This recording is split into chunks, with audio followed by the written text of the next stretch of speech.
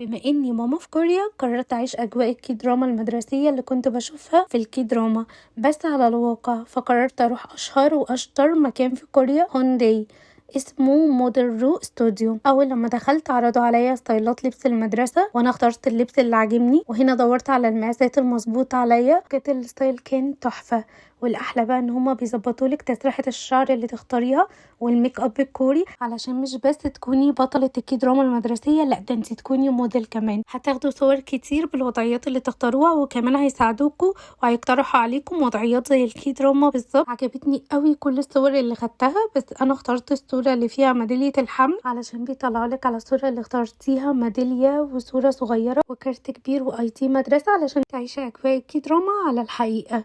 وهنا يوهان اخد صورة وحطها في ظهر التليفون. بجد تجربة كانت تحفة قوي. فلو انتوا في كوريا او هتيجوا كوريا لازم تجربوا الكي دراما المدرسية. باي.